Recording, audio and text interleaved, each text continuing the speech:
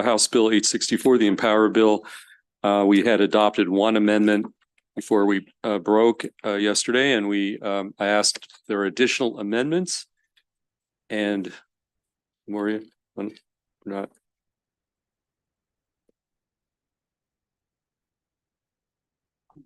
Okay, we good? Okay, and I turned to Senator Hester, who's put her light on and potentially has an additional amendment.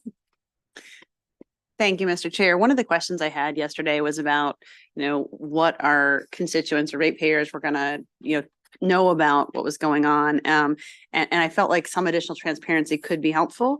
So the amendment that I worked with the People's Council and some of the other stakeholders on is on page 20A, and it basically just requires that each electric company or gas company, shares what these charges are for, in a manner that's been approved by the PSC. And so I think that this helps to provide some transparency, and I'm wondering if council could discuss the amendment. Do you want to clarify, explain a little more? So in a readily accessible or easily to understand format, the commission on each bill that a participating utility in Empower submits has to include information that explains that a part of the surcharge is paying down the debt that has been accrued since 2008. And then additionally, it has to also indicate the period of time that it will fully take to, sorry, I'll read it out to you. The period of time that the surcharge will include excess charges. So over and above the actual surcharge line item, the amount of time the surcharge will incorporate higher charges than the normal Empower surcharge to pay our debt down that's owed through Empower. Do you like it? And I did check with the House. If the Senate decides to adopt this amendment, then they will they'll be okay with it also. Okay. Okay. Questions? Again, this is a bit on the transparency side about Senator Washington. Thank you. Just to understand the amendment, it's saying that as a part of their petition, that's where this information would go. Petition. Oh, I'm sorry. The PSC would add this explanation where? Right. So the PSC has to require them to include it on the bill. On the bill. Mm-hmm. Okay, yeah, so that's where this is. It's on the bill. Right. It'll be affixed in some way to the bill. Okay, and it will be. And who's drafting the language? Well, the utilities would, as the supplier of that electricity, they would have it, and then should we have suggested language if we're going to? It says in a form and format readily understandable to the average customer. So it says about regulation or order. So in the regulation or order, the PSC could order that there be specific or more precise information, but we're not mandating within the legislation that it has to be as prescriptive as, we may like. But they may in that order say, hey, the readily understandable format is XYZ. Can I just interrupt? Chair Hoover, maybe this would be a good time because, again, we were invoking the PSC, and that's why I invited you guys here just for some questions. Okay. Senator Washington. Yeah. Oh, sorry. And obviously Chair Hoover's here as well. Chair Hoover, it's good to see you. So I think it matters how things are written, right? And so I'd like to understand, is there a way to prescribe or recommend how the language should say? In other words, it should be, as we just said, there was a debt and the increase was to address this debt. And perhaps not that the legislature voted to have you pay more on your bill. I just joke. I just want to just be frank about it. Just being very sort of straightforward. So is there a way to ensure that the language that the utility uses. Right. is Well, big. generally, what the way this process works is it's a collaborative process between the utilities and the technical staff of the commission and the Office of People's Counsel, who would jointly form whatever goes on the bill, and then it winds up being approved by us. Okay. So there's a number of sort of checks on Okay, on I the just wanted process. to- So I think what you're concerned about, will be taken care of either in the initial draft or the reviews of it going forward. Great, So- thank you very much. Sure. That addresses my concerns. Senator Augustine. Yeah. I'm glad you're up here. So Okay. in the execution of this, right now on our bill, there is a line Mhm. for Empower. Right. Mhm. So would there now be a line for Empower and a line for paying off the debt for Empower, along with additional information that suggests how long it's going to take for us to pay this thing off on each bill each month? Well, I don't think it'll be that detailed on each bill. It'll probably wind up becoming what's known as a bill insert. And then, we'll sort of work out what kind of continuing language is on the bill, because there's a space limitation I know, that's what I'm is the trying- I'm biggest struggling- problem with that. That's why I'm So- struggling with this, Right. actually. So, we'll try to figure out a way to get the message communicated to customers through separate communication. But, the language on the bill itself will be somewhat more limited, so. Yeah, I mean, that's the thing for me. I mean, you got to put it somewhere, and that's not free either when you put something somewhere, including an insert.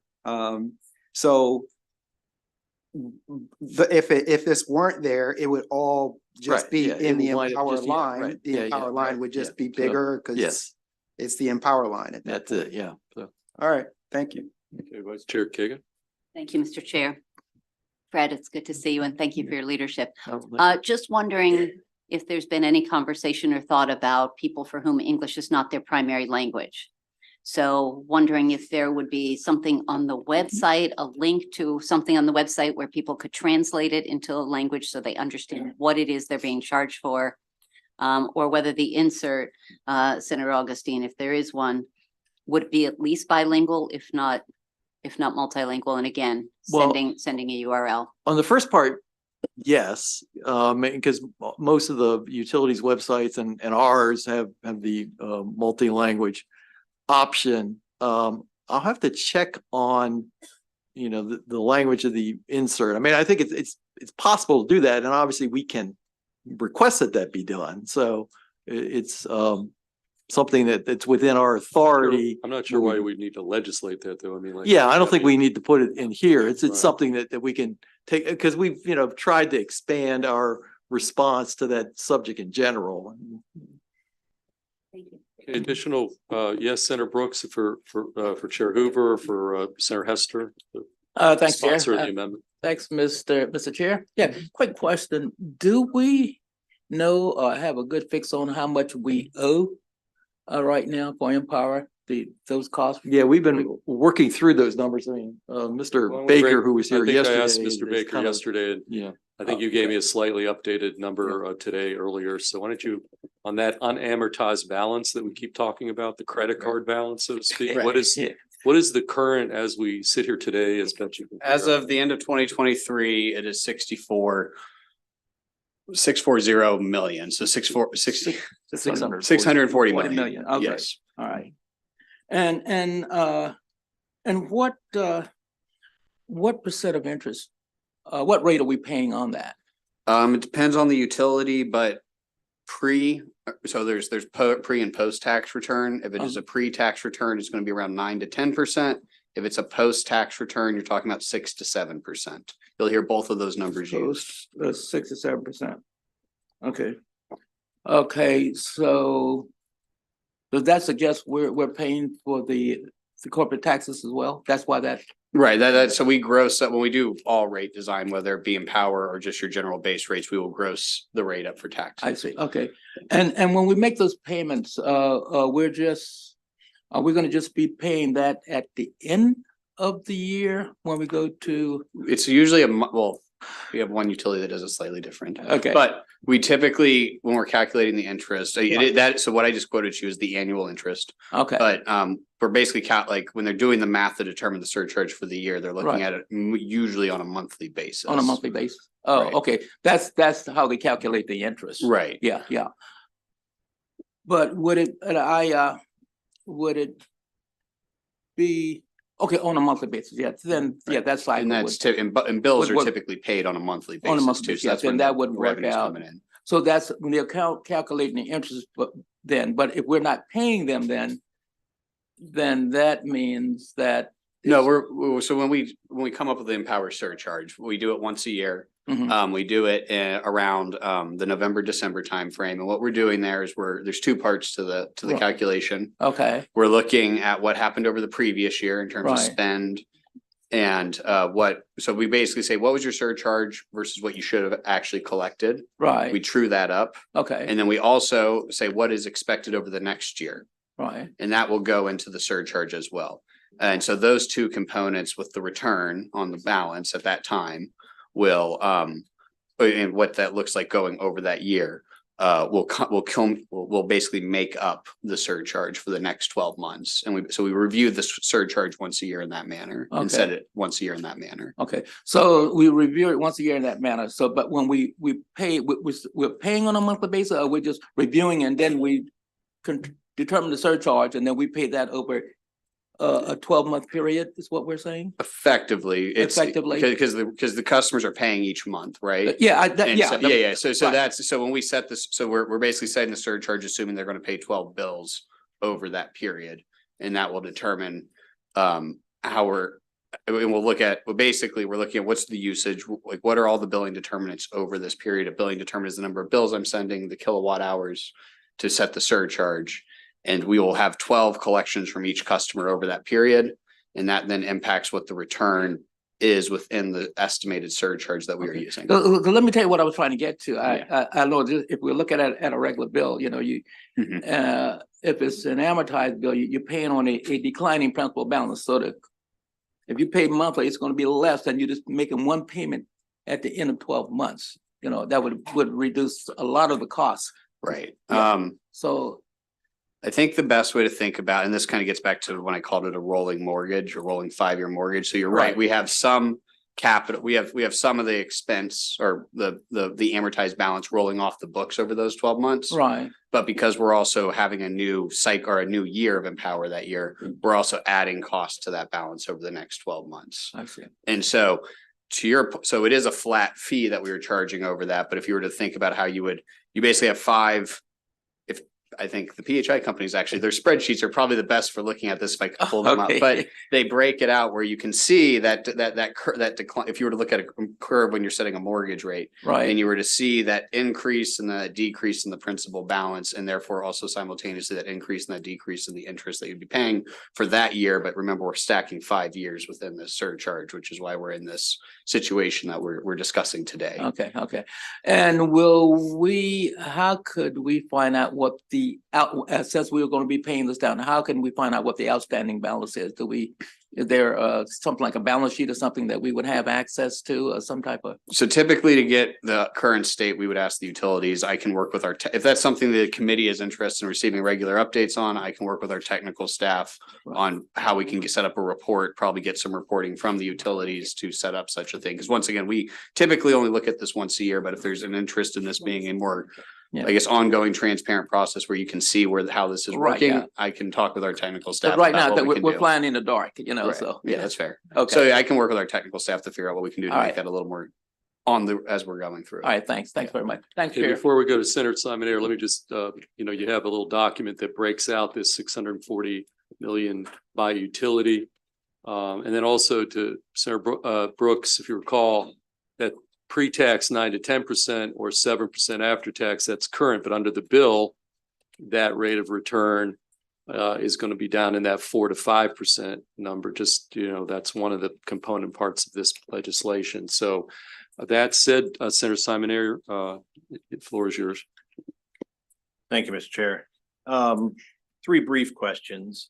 One, does the PSC, are they currently authorized to start paying this off. I understood that they were already starting this process where they're in the process of doing So- this without this legislation.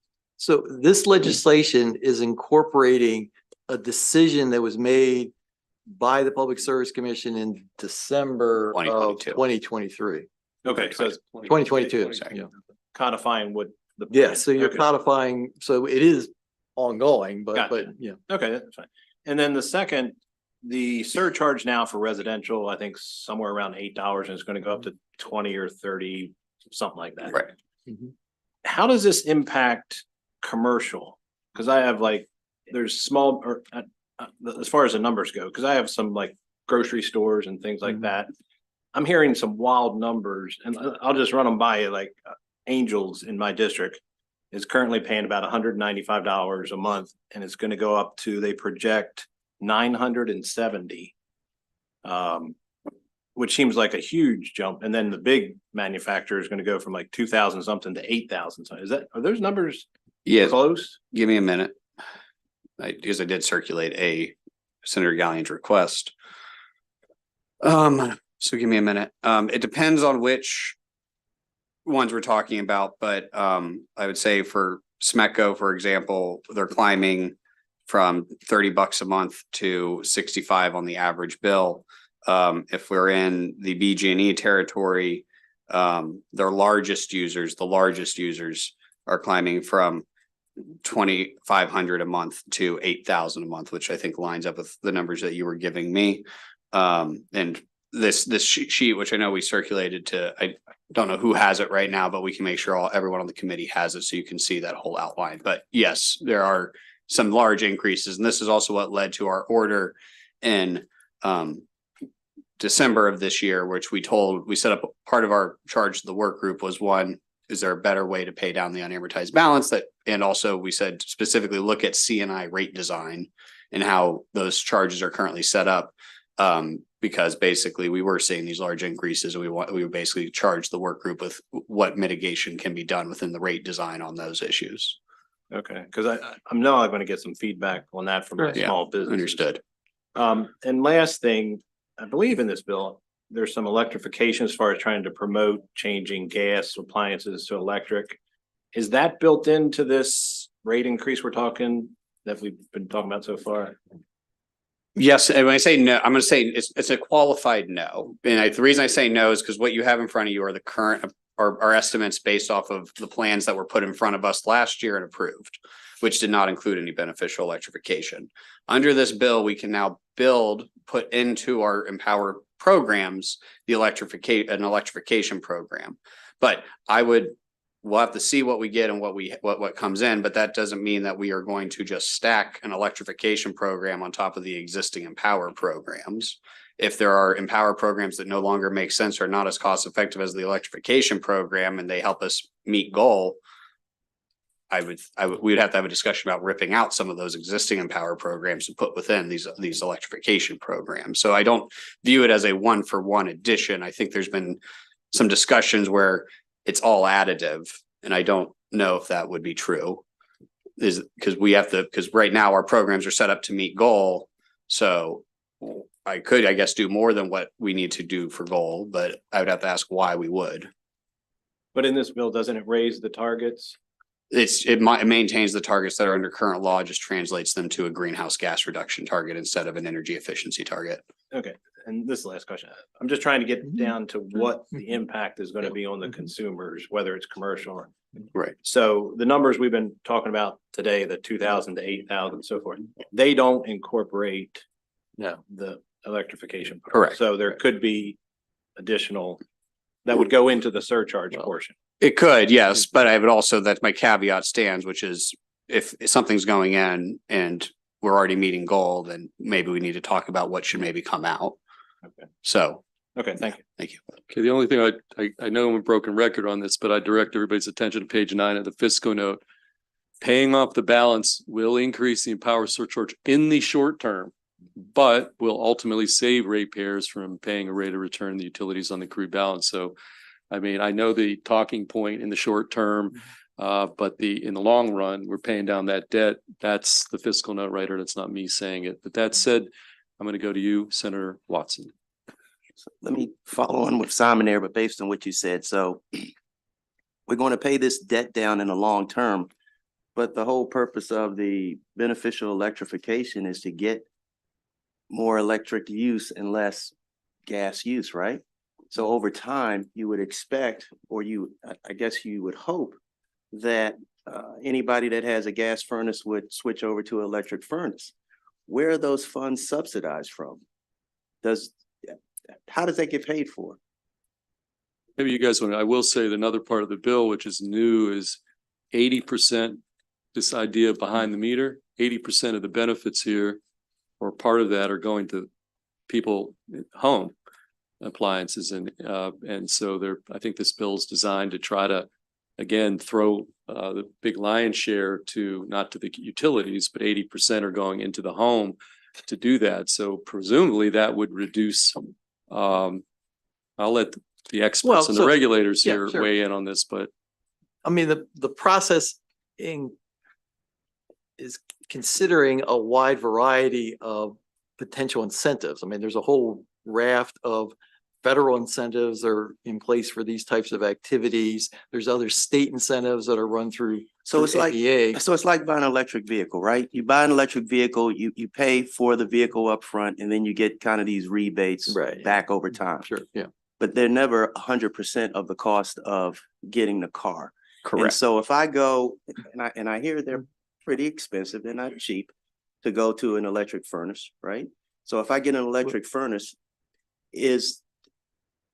I'm on the hook as a ratepayer to pay for anything that is not partially subsidized through some kind of federal state program, right? Sure. Yes.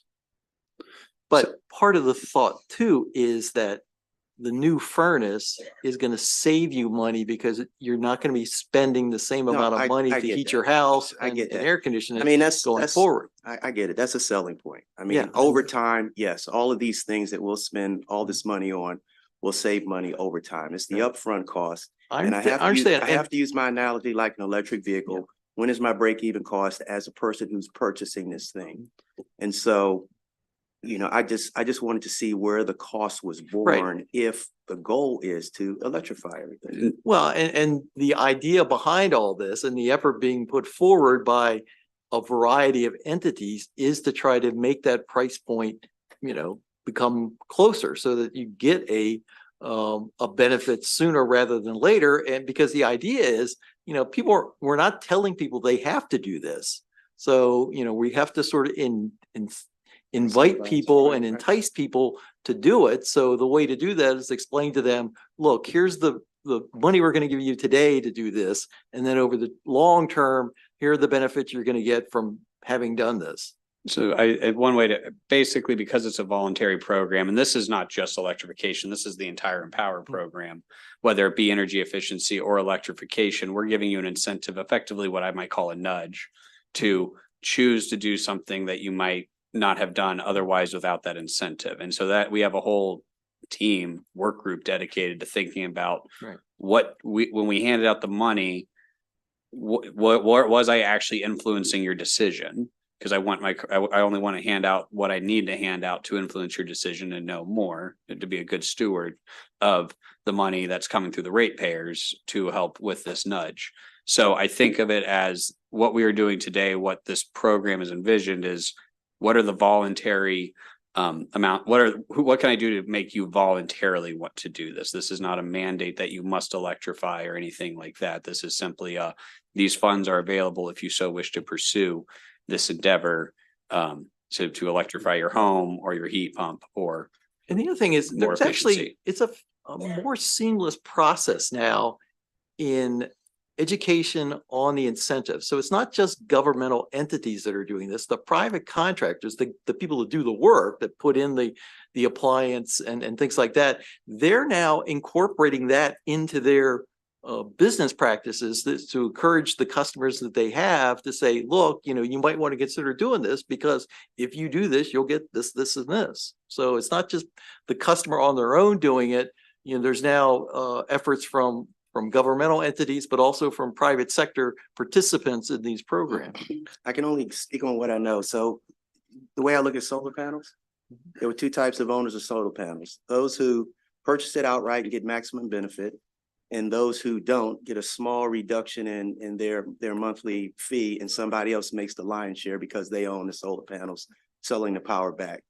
Problem is, you can't do that with this type of equipment that's inside the house. Right. Because there's no mechanism like, you know, the electricity being sold back to the grid.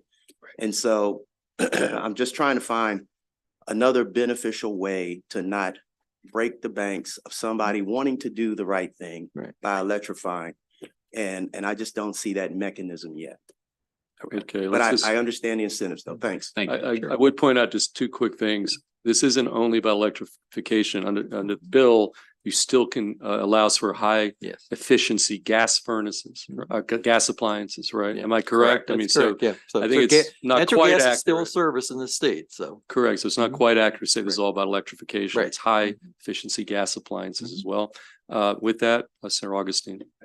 Chair, I just want to say that generally speaking, the historic Empower program, I really have never liked it. I just haven't. The benefits have gone to the utilities and to sort of like more in the know, well-off people, and not to everybody else. And everybody else, we have all had to pay for that. And that's been, let me just get my thing out all the way. Okay. I'm gonna go all the way on this. Okay, all right. right. Sure. And so that has like bothered me for the whole time. Yes. It really has. But that's not, and that is where we have this credit card bill that we all socialized, all of us who are customers of utility is gonna have to pay off. It's just the bottom line. Sure. You know, we either pay it off now or we just continue to have the number grow and get bigger, just like in our own homes. And, you know, you never get out of the debt. I mean, we just got to do it. Yeah. It's just that simple. We got to rip the Band-Aid off, pay the debt, get it over with. It's going to be painful for all of us. I'm upset with the fact that that debt is there and that we didn't all get the benefit of it, but it is what it is at this point. The good news in this bill going forward, though, which I do like, is what the chair has said a number of times. I'm just going to say it again.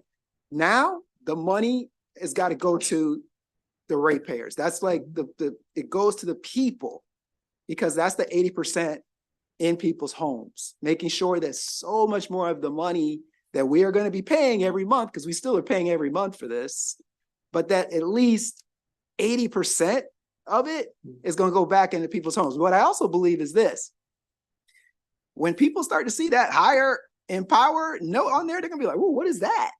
Wait, why am I paying so much for this?" They're going to do a little bit of research. They're going to find out, oh, there are these benefits that are available if I get a higher efficiency this or high efficiency that. It's going to raise the profile of this program significantly. It's going to raise the profile significantly, right? But when it does do that, I'm hopeful that they'll be ready to serve our constituents with this, you know, with this energy efficiency, with all of the things, and making sure that so much of it goes behind, you know, into our people. I mean, that's why I'm supportive of the bill. I think that I don't want it to get overly complicated, because the bill, our electric bill that we get at our homes are already complicated as it is. I don't want to overdo it, but I support the bill because it's doing those things, and we just gonna have to pay off the bill that we have. We just got to get over with. Good. Okay, before we, okay, just remember, we still have an amendment that we have to deal with, good or bad. And, okay, before we take up the amendment, again, we're going to take a roll call on the amendment, but I'm going to turn to Senator Carozza. You have a question, Senator Carozza? Yeah. Not on this amendment in general. Okay, why don't we hold off on further broader questions? We first have to take up the amendment. Senator Hester, I'll yield back to you on this one. Nobody has moved the amendment quite yet. This is really your amendment, and either you move favorable and you get a second, or we take a roll. What do you want to do? I don't mean to put you on the spot, but Sorry. in the it's actually in the reprint too. You can, it's on page, what is it, page 20-A, Senator Watson, so you can actually read it. Okay, so it's on page 20A, and as the President Pro Tem just said, we're going to significantly raise the profile of this program. And so I think we should be, transparent, with folks about what's going on and why. And so this was my attempt at an amendment to add that transparency. I mean, this is a new area for me. And so, I would love to hear I would move the amendment and then love to hear some discussion on it, because I don't want it to be, transparency can cut both ways. And so I'd love to hear what other people thought about the amendment. So I moved the amendment. Okay, let's get discussion. We got a motion a second, but let's have a discussion. I think Senator Augustine, you had, Yeah, I had some started issues to talk earlier. just a little bit. I mean, I just asked us to think about our electric bill and what we look at or what we don't look at. It's so complicated if you think about it already. And there's not necessarily a particularly good way to explain to folks that's on there that's going to necessarily be too helpful when you got to figure out. Think about our conversation we had in here, trying to figure out well, the debt was this and it was that. Well, no, we just got to pay. It's the program, it's the Empower program. We got to pay for it. It is associated with the energy, this reduction of greenhouse gas emissions. That's what it is. That's what we got to pay for. There's a lot of things that are already on that bill, like so many lines of this and that and everything else. I just think I just feel like it's already complicated as it is. And I just don't think we're going to escape it. I mean, it's going to be high, and trying to, explain, nobody's going to care. They're going to be like, it's just high. Like, that what are we getting for it? And so that's the reason why I just am a little hesitant on adding more complexity to a bill and insert and this and that. That's all. Yes, Senator Hester. I mean, this says the following information on customer bills in a format readily understandable. Would it be better if it didn't say customer bills? I mean, like, if we're driving people to the website so they see other benefits, I mean, like, should we be less prescriptive in this instead? Vice Chair Kagan. I actually really like that idea because, as Senator Augustine said, there could be an insert. And so literally, if it's not on the bill, if it's in an insert, if we are going to drive people to a website for multilingual or more comprehensive information, I actually really like that idea. I would second the amendment to the amendment. Before we second the amendment to the amendment, let's just, for everybody's purposes, what specifically, if we were to take a vote on that amendment to the amendment, what exactly are you proposing? So everybody who wasn't listening the first time around knows exactly what we're. So, Senator Hester, suggestion? So if on page 20A, in D, disclose the following information and then just put brackets around or delete on customers' bills. And that's it. It's simple. Disclose the following information in a form and format readily understandable to the average customer. Chair Hoover, do you have any thoughts? Actually, I think that works. I mean, it gives us more flexibility and means of communication. And there's a lot more different ways to communicate with customers now than there in the old days when it was literally just the bill. Okay. Senator Hester, would you like to move to amend the amendment? I would like to move to amend the amendment per the vice chair's suggestion of bracketing on customer bills. Okay, any further discussion on, there was a second from the vice chair. Is there any further discussion about the amendment to the amendment? Okay, all in favor of the amendment to the amendment from Senator Hester, raise your hand. All opposed, amendment carries. We now have 864 with the amendment we adopted yesterday, plus this additional amendment from Senator Hester. Any additional amendments? Okay, we have the bill 864 as amended is in front of us. Yes. Didn't we just vote on the amendment to the amendment, or did we vote on the whole amendment? I don't know that that was clear.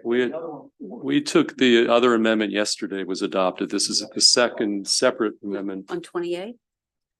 I thought That's what we just did. I thought what we just did was the amendment to the amendment. If I'm, either way, it's fine. It's fine. I think It's all the good. intent of the group here was to It's all good. take the language that you and Senator Hester proposed, okay? So I think everybody, unless somebody's confused, I think that's the other amendment. On the bill. Yeah, okay, but before we do that, we had a favorable. Is there a second on the favorable so we can get a discussion going on the bill as amended? Senator Washington. Okay, we have that, the bill as amended in front of us. Favorable, isn't it? Questions, comments, Senator So Gallion? now with that amended, so will this bill be referenced either on the online thing that we just added as an amendment, so people know why their bill's gone up this much in 2 years? That's, So it'll just be now online, or will it be? no. We will communicate to customers in a variety of methods. So all the traditional ways that we communicate. And you actually list the bill number, like you say, this legislation was passed. Well, That's the question I'm asking. People want to know why it's jumped up that much. So let's let them know. all right, well, That's not what it says. yeah, I mean, generally, we've described the actions that are taken by the government in broader terms than a specific reference to a bill. So I don't know if we'll necessarily do that, so. So Senator Gallion, Vice Chair Kagan. sure, the word bill has two meanings in this context. legislation. Yeah, that right, was- yeah. You are talking about Piece of this legislation. Yeah, right, Senate yeah. bill number, House bill Yeah. number. Thank you. Yeah, Yeah. so. Can you cite to an example where we've ever done that anywhere in the I don't know, history of Maryland? it might be a good trend to start. So ratepayers know exactly why their surcharges went up, either doubled or or actually more than that, because if you look at like the middle size, the numbers that you gave us at about 320, so I didn't have too much time to look at it, but thank you for sending those. I guess the middle level is more of like a Walmart size business that's going to be paying extra. Who's going to pay that? It's our constituents that are going to Walmart and buying stuff are going to be paying more for that too. So not only going to get it at home at their residential and increase, they're also going to get higher costs when they go to stores. So I think our constituents should know about this, and I understand the argument of, well, to level off down the road, and problem is people are struggling right now. I mean, look at the cost of goods and services compared to just roughly 4 years ago to what people are paying now. We got a lot of constituents that are struggling, and we're going to jack this thing up this much within 2 years. I have major concerns about doing this.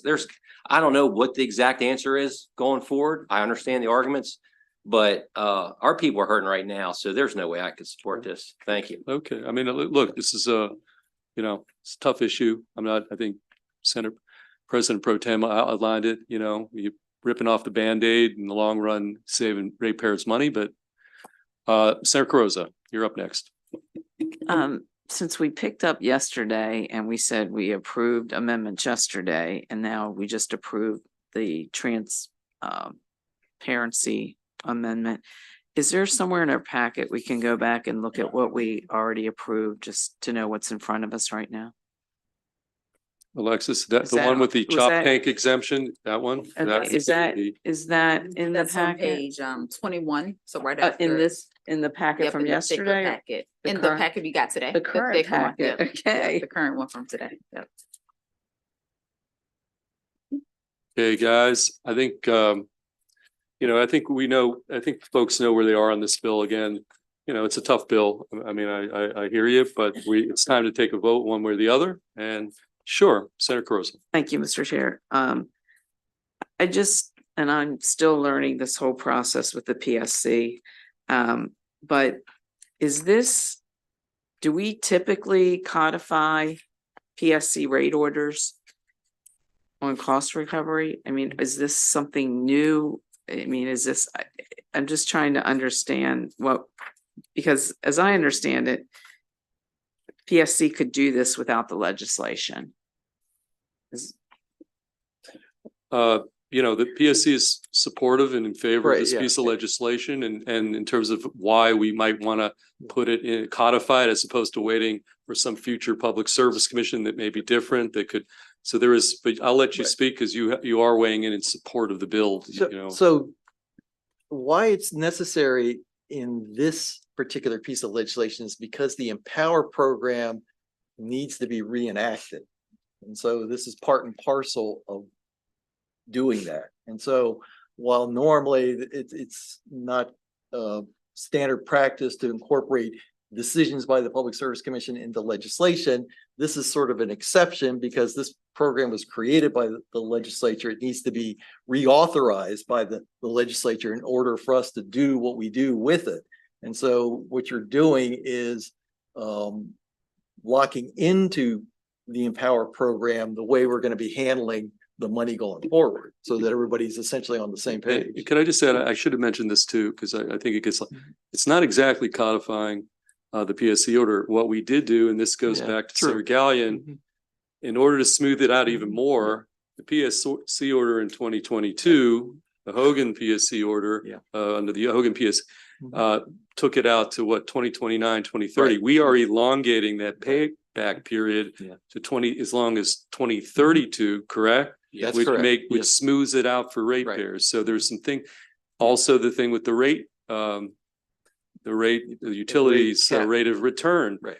So the idea, I don't want it to be thought that this is not being sensitive on Right. multiple fronts to that point. We're spreading out, elongating the payback period to 2032, which was not in that December 2022. Right. And that order similarly did not do what we're doing in terms of what the rate of return, the utilities, it's not 7 to 10%. Under this bill, it's 4 to 5%. So there are things in here, I think, to some extent, not that it's addressing your concerns entirely, but clearly directed to a concern about ratepayer impact. So, but it's Absolutely. not quote codifying. Right. That's true. That order was really about, it's time to rip the Band-Aid Yeah. off, back to Sarah Augustine's point. Any other questions, comments? Otherwise, I would suggest we just do a roll call and that's where we're going to be. Okay, Lemuria, let's take a call on House Bill 864 as amended. All right, Senator Kagan. Aye. Senator Kagan, yes. Senator Augustine? Yes. Senator Augustine, yes. Senator Gallion? No. Senator Gallion, no. Senator Watson? Senator Watson, no. Senator Lewis Young? Yes. Senator Lewis Young, yes. Senator Brooks? Yeah. Senator Brooks, yes. Senator Carozza? No. Senator Carozza, no. Senator Hester? Senator Hester, yes. Senator Washington? Yes. Senator Washington, yes. Senator Simonaire? Senator Simonaire, no. Senator Feldman? Yes, bill carries 8-3. 7 to 4. My mistake, 7 to 4. Okay, we're next going to go to, there's a bill, first of all, on here, House Bill 1256, which should not be on here. We actually passed this bill unanimously previously, and so this 1256 bill on here, you can kind of take off. We're going to next go, we left off with Senator Carozza's Senate Bill 1034, and we also have Delegate Rogers cross file on the two lists. And so Senator Carozza and Senator Kagan, I know that when we left it yesterday, there was back and forth about how to sort of get this ready for prime time. So who wants, you want to, Senator Carozza or Vice Chair Kagan? Again, we're talking both on Senate Bill 1034 and House Bill 1162 on the House list, okay? Thank you. Thank you, Mr. Chair. And yes, we've had an opportunity to talk both to the House bill sponsor and Senator Kagan and I have talked. The concerns seem more about the timing. So I'm support the addition, the two-word addition of workers' comp, because I do believe it's an area along with the other areas that are noted that we should include in the bill. So I would move the amendments and then move forward with amending both the Senate bill and the House bill. Amen. Okay, so we have a motion from Senator Carozza, second from Vice Chair Kagan. Okay, all in favor of the amendment that was just described, all in favor, raise your hand. All opposed? That amendment carries. We have a, okay, okay, This, Yeah. okay. I'm Okay. not sure if we have the sponsors amendment that we just voted on, because that wasn't in. Okay, let's do it. Yeah. Let's do it. Who wants to be on this bill? And we will, let's just, this will supersede whatever, so we know exactly. Okay. Okay, who wants to be on the bill? Okay, we've got Vice Chair Kagan, Sarah Augustine, Sarah Gallion, Sarah Lewis Young, Sarah Brooks, Sarah Hester, did you say yes? Sarah Simon Air, and okay, Senator Feldman. Okay, all in favor of the sponsor amendment, raise your hand. All opposed, that amendment carries.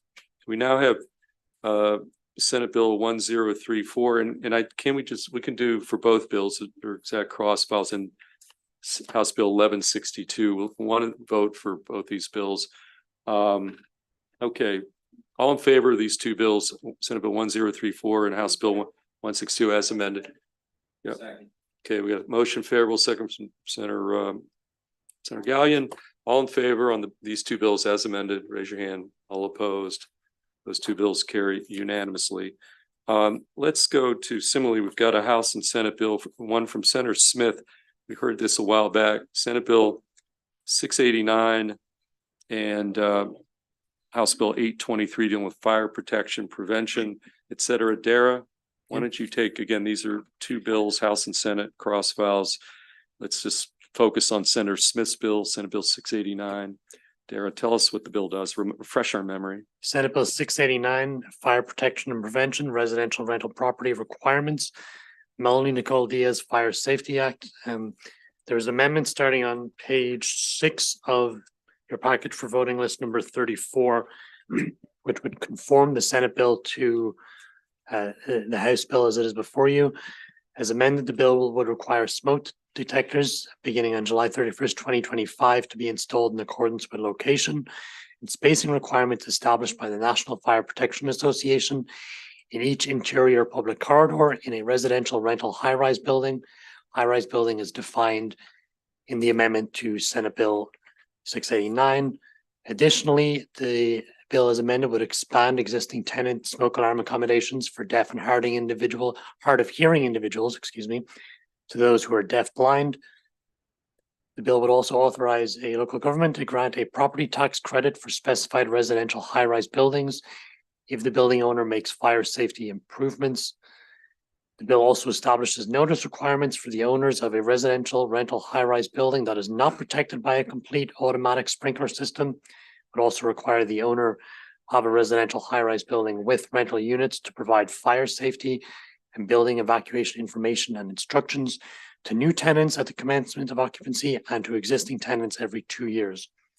Lastly, the bill establishes the work group to develop fire safety best practices for pre-1974 high-rise apartment buildings. Okay, so we're taking the Senate bill. We need amendments to conform it. Yes, the amendments are on page okay. 6 of the. Okay, so these amendments would conform this bill to the House bill, which has already passed the House of Delegates, Yes, correct? it passed the House unanimously and from both committees. Okay, so we're talking. Okay, got a motion to move those amendments on Senate Bill 689, second from Vice Chair Kagan. All in favor of those conformity amendments, raise your hand. All opposed, those amendments carry.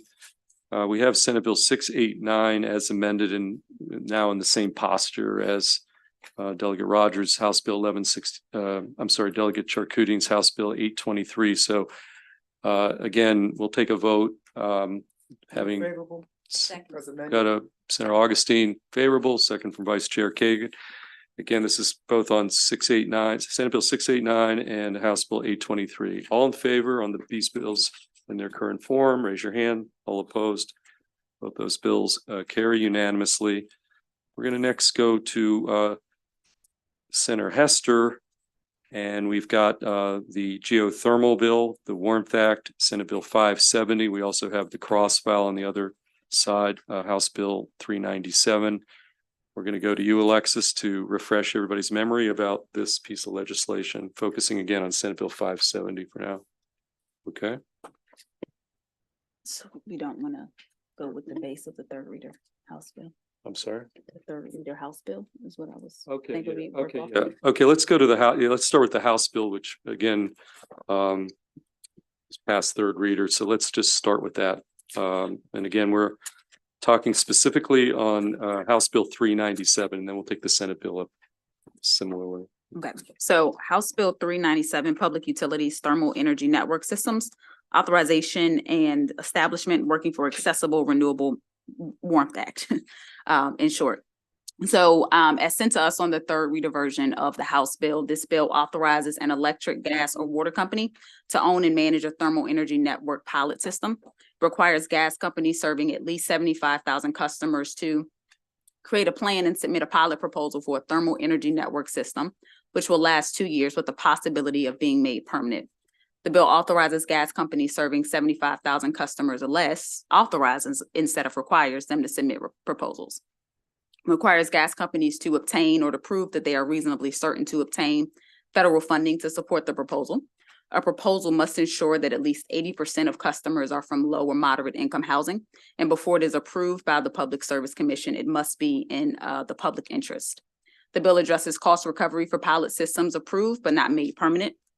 Requires the Maryland Energy Administration to provide up to $1 million to fund community-based outreach to increase participation in the pilot. Requires MEA to reserve $9 million in federal funds from the United States Department of Energy for appliance installations in connection with the pilot system. Requires MEA to coordinate available funds from state and other federal sources to assist in behind-the-meter projects. Requires contractors to meet community benefit agreements and collective bargaining agreements as well. Included in our packet are amendments from the chair, which begin on page 4, actually. Well, maybe a little earlier than that. Page 2. And so these amendments deal with cost recovery and for cost effectiveness instead of cost recovery. For cost effectiveness for these programs, the Public Service Commission has to determine that the proposal shows that the projected benefits are greater than ratepayer costs, that the gas company has obtained or is reasonably certain to obtain federal funding, and that the federal funding would not be more cost effective towards other statewide greenhouse gas reduction or electrification measures. I think that's it, but I'm just gonna scan it one more time to make sure I didn't miss anything. What page? So packet voting list number 35, beginning on page 2, and this is a House bill. Yeah, Okay, we're working off of the third reader of the House version. So it's the thicker packet, list number 35.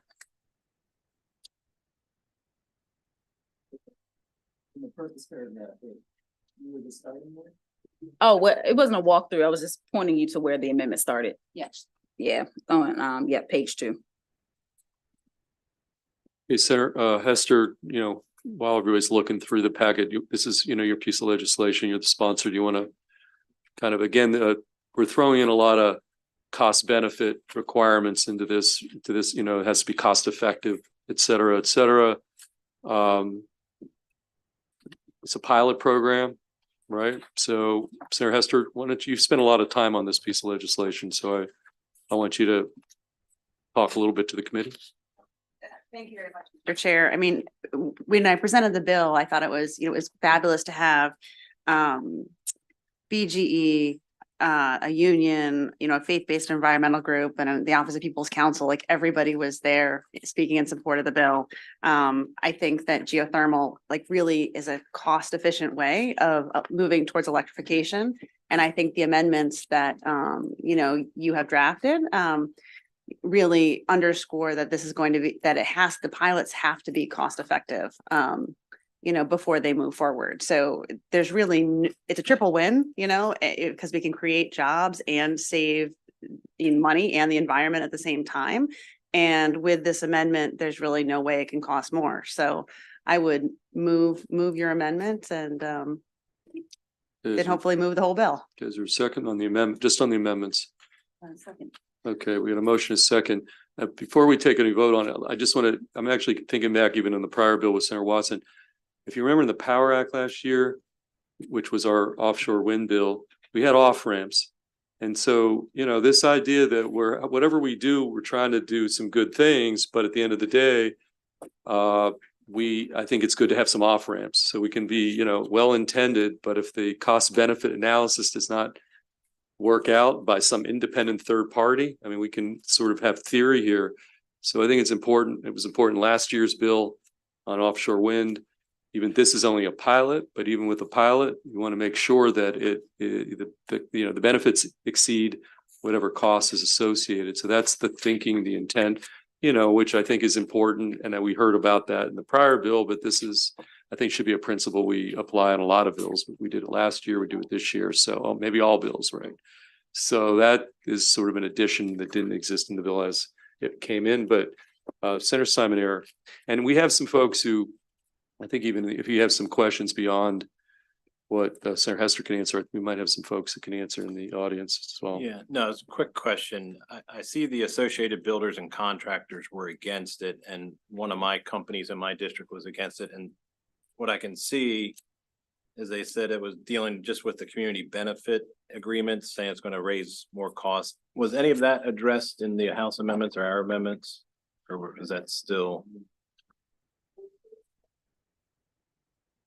It says it would impose substantial financial burdens on contractors, particularly small and minority owned businesses, by mandating higher wages and strict compliance measures, and goes on.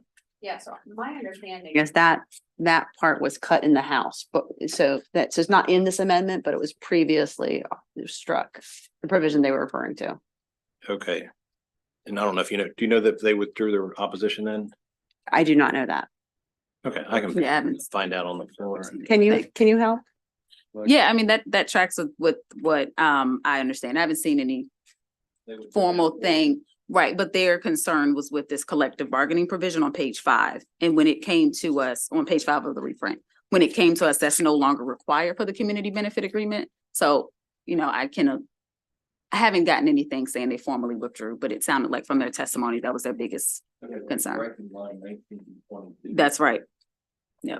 Yeah, I may just abstain and then vote on the floor. Just don't want to hold it up. Okay, right now we just have an amendment in front of us, so, okay. We had a motion, a second on just the amendment, the cost benefit analysis and et cetera amendment. Okay, all in favor of that, just that amendment, raise your hand on this pilot program. All opposed, the amendment carries. Okay, we now have, and we're working off 397, the House bill. We'll then take up separately, maybe 570, the Senate bill right after that. But any further discussion on the bill as amended on House Bill 397 as amended? Okay, well, let's just do, let's do a roll call. I know we have one abstention coming. So Moria, again, we're going to start with House Bill 397. All right, Senator Kagan, Aye. Senator Kagan, yes, Senator Augustine. What's that? Oh, I'm sorry. Yeah, we did the amendment. I thought we did. Okay, I apologize. Senator Augustine moves the bill as amended, 397, second, Vice Chair Kagan. Okay, let's go back around the horn with that motion and second on 397 as amended. Senator Kagan, Still an aye. Senator Kagan, yes, Senator Augustine. Yes. Senator Augustine, yes, Senator Gallion. Yeah. Senator Gallion, yes, Senator Watson. Yes. Senator Watson, yes, Senator Lewis Young. Yes. Senator Lewis Young, yes, Senator Brooks. Yeah. Senator Brooks, yes, Senator Carozza. Yeah. Senator Carozza, no, Senator Hester. Yes. Senator Hester, yes, Senator Washington. Yes. Senator Washington, yes, Senator Simon Air. I'm going to abstain, just. Okay, Senator Simon Air abstains. Senator Feldman. Yeah. Yes, so there's 9-1, one abstention. Is that what you have, Lamore? Yes, Okay. 911. Okay, that's 397. Let's just do a separate vote. We don't have to do it. Is Senate Bill 570, do we have to do it process wise? It's in Just the we same would part. adopt it conformity. Okay, so let's, who wants to move to conform 570 to House Bill 397? Okay, we had a motion from Senator Hester, second from Senator Washington. All in favor of conforming this bill to the House Bill cross-file? That amendment carries. We now have Senate Bill 570 in front of us as amended. Okay, discussion. All in favor of House Bill 570 as amended? Oh, well, we got a motion. We got to do another motion. I keep skipping the middle ground. Senator Hester moves the bill as amended 570, correct? And a second from the President Pro Tem. Okay, now Senate Bill 570 as amended. Raise your hand. All in favor? Okay, everybody's got to say, we'll use that 911. Everybody's good with that? Okay, now that brings us to the final bill of the day. We're going to go to C.T. Wilson, Delegate Crosby bill, House Bill 1296, dealing with offshore wind. And just to refresh our memory, if you recall, we did have a hearing on this last week. This is partly in response to, or largely in response to the fact that one of the successful bidders offshore wind pulled out in January. And so what had been 2,000 megawatts of approved offshore wind has been reduced substantially. And this bill is an attempt to redeploy that new capacity in some way, open up a new bidding process. I know we have the PSC here again, and we've got some of the offshore wind folks in the audience for questions. But with that backdrop, I'm going to turn to you, Alexis, to walk us through House Bill 1296. House Bill 1296, electricity offshore wind projects alterations, as passed on third reader in the House. This bill requires the Public Service Commission to authorize the submission of round 1 and round 2 projects to make revisions to project applications subject to PSC approval and ratepayer applications that existed during the round 1 and round 2 rounds. PSC retains the discretion to approve new round 2 projects, even if the awarded energy capacity was lower than that which was secured in the original round 2. Requires the PSC to consult with MEA, MDE, DNR, and other units, state units that are interested in the development of this program in order to develop a plan for achieving 8,500 megawatts of offshore wind energy capacity by 2031. The plan will be public and reported to the legislature. The bill authorizes the state to issue a procurement in December 2025, subject to change if there's an adverse event, only if there are no procurement submitted in the procurement window opened by July 31st, 2024. And that latter portion is for the power purchase agreement. There are amendments sponsored by the chair on page 45 of our packets, voting list number 35. Let me make sure. Yep, voting list 35. So beginning on page 45, the amendments to this third reader version require the approved projects within these revised rounds to include a commitment for investments in local supply chains that are reasonable for the project. It grants MEA access to confidential information related to revised round 2 projects, subject to confidentiality agreements to protect that information. It requires the plan, as referenced, to be completed by the Public Service Commission on the state's ability to reach offshore wind capacity, to include a schedule of wind procurements and the amount of wind proposed. And that plan also may include recommendations on multi-jurisdictional procurements.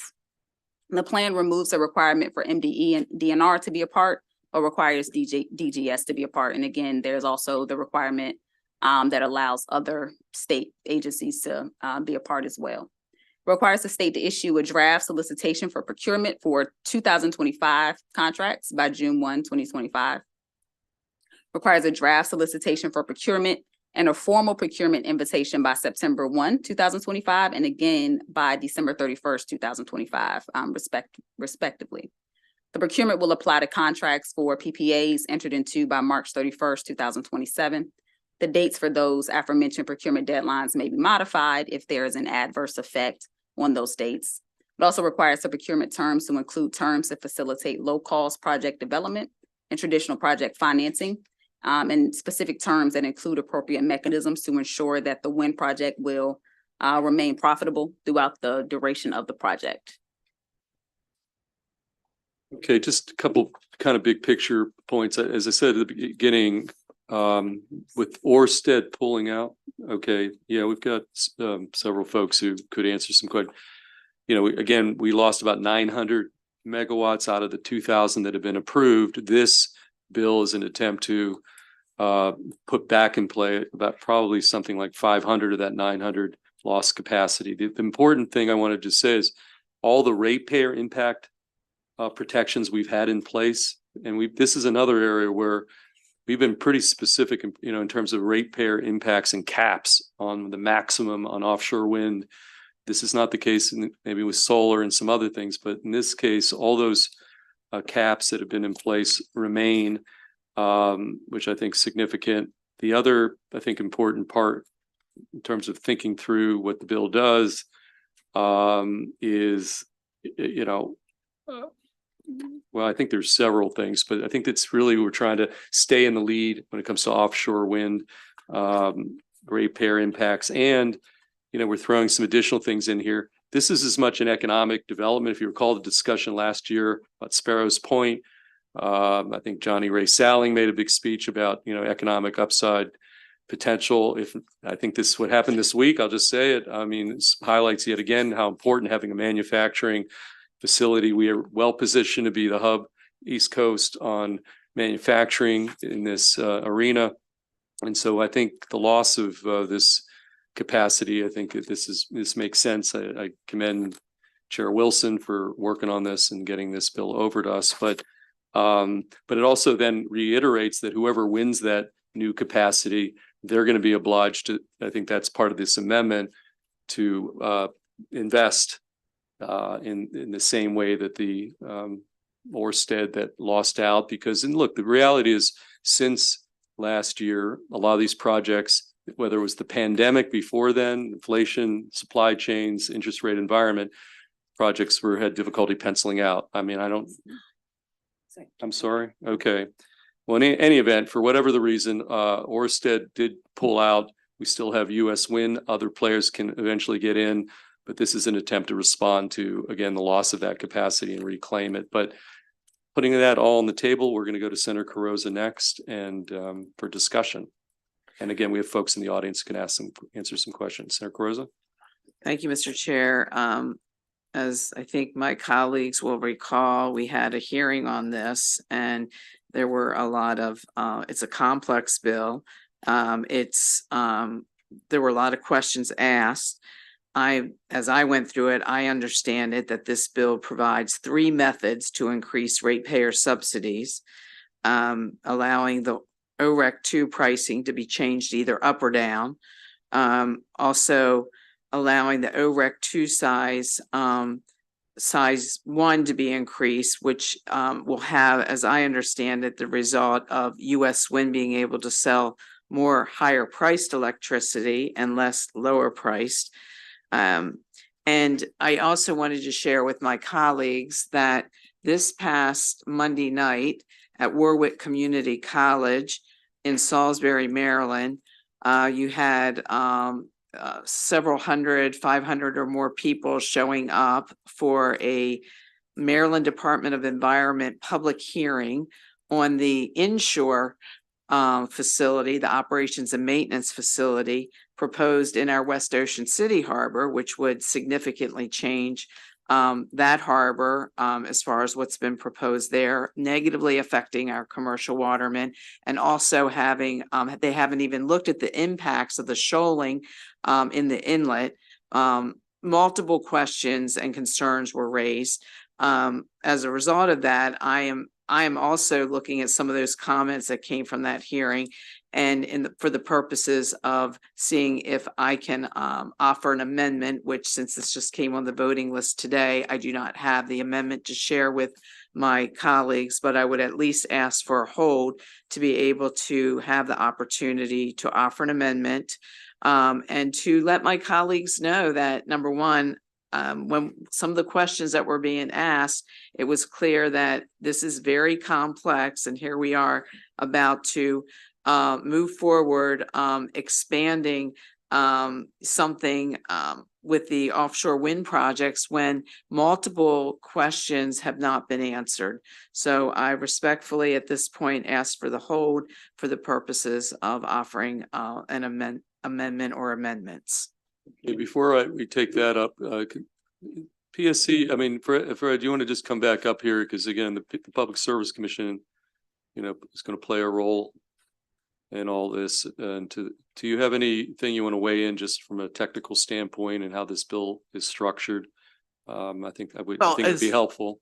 As you discussed when you were reviewing the bill, I mean, we will go through the OREC process that we went through before in determining what they are, but that the determinations we make are still constrained by the rate caps that have been created by both the original offshore wind bill and then the second offshore wind bill. So there's sort of tight guardrails around the decisions that we make on an OREC application by a new applicant. You know, one thing, if you recall, Chair Wilson coming over here, he made the point, and I think it's worth reiterating that there is nothing's happening until there's actually power being generated. I think he said that like 50 times. no matter what, you talk about subsidies and all the rack, until some future point, literally, when there's actually power being generated, there is no taxpayer subsidies, no taxpayer money is being expended. There's got to be steel in the ground and actually power being generated. And by the way, this committee knows more than anything, this idea that we need some generation capacity is part of why we did the Power Act last year and Right, maybe so, why, but yes, back to you. ORECs are similar to SRECs and all the others. I mean, they don't provide value to the energy provider unless they're providing energy to the grid. And that's just the mechanism that's there. And the other thing, I mean, I understand that Ocean City feels like it's gotten all the burden, but there were three goals in mind when the offshore wind was originally passed. The economic development opportunities that we thought we'd have by being a leader in this, the large amount of renewable energy that we could obtain by having offshore wind because we're limited in wind resources when it comes to land-based wind. But the third thing was a source of electricity for the Eastern Shore. The Eastern Shore has higher energy prices because it all comes down the peninsula and it's subject to what's known as congestion pricing, and that's imposed by the PJM system. So if there was a source of electricity augmenting the demand on the Eastern Shore that was coming from a different source other than right down the peninsula, it actually will benefit electricity bills in that part of the state. Okay, so Senator Cruz, let me just, I'll feel compelled to ask you, what it would be again, I think we went through, what will be the nature of the amendment? I mean, this is one bill, unlike some of the other bills, don't forget, it's a House bill. We're making some pretty significant amendments. Obviously, the bill is going to go through third reader. House bills can be amended all the way to third reader. It's not going to go back to the House of Delegates for further consideration. There's some clear differences on things like the chop tank exemption, among other things. So there is ample opportunity to do more amendments. I'm just gonna have to press you a little bit. Could you articulate a little more specifically, what the amendment you're envisioning? Given the forum that was held by the Maryland Department of the Environment and how there's been continued opposition that's growing, and comments and questions that aren't answered, I was going to propose an amendment that would require that this information be considered and that there's actual, review and responses to these concerns. Because I want to, again, remind my colleagues that when this was originally proposed, it was, 17 miles off. It was, now if you look at the applications, it's 11 miles. The size of the turbines have been dramatically increased. And we had a congressional hearing in January where issues again that were raised on the impact to commercial fishing, to marine life across the board have not been addressed at all. So now we have this bill in front of us. And we're just coming off of another forum. And so I want to make sure that all these issues, especially when it comes to raising caps and allowing offshore wind developers to basically, we're gonna pass this bill because their current business model doesn't work. So we're going to make the adjustments that will allow them to actually increase ratepayer subsidies down the road. So I believe with all of that, I don't think after the hearing and after this explanation that not everyone realizes what they're voting on at this point. So I was going to at least offer an amendment that would put some pressure on all this public input and opposition to actually be considered and reviewed before going forward. I guess I'm just gonna press you a little bit. I mean, because this is about what specific issue do you think you need clarity on before you take a vote on the bill? Like just in terms of, because a lot of what you said had to do with clarification. To better understand that if this bill is providing methods to increase ratepayer subsidies, to have that on the record and making sure that the understanding here with the different ways that this, the cap can, the OREC 2 pricing can be changed, that should be factored in. Okay, let me ask the committee again, do folks feel, I don't want to, press this to it. Do folks feel they have enough information at the current time to take the bill up, and Senator Carrozza then either when the bill's on the floor or third reader or in the House of Delegates, in the meantime, can work on some amendment language? I don't want to jam it, but if it's only you that needs clarification and what you just described is, I'm not sure, there's still amendment opportunities. We're at a point in session here where it's getting a little dicey with the other chamber, particularly on the fact that the bills are in a different posture right now. And so that causes me concern. This isn't 2 months ago. So with that, I'm going to ask that somebody move at least the amendments. Is there a second? Okay, we got a motion and a second on just the amendments.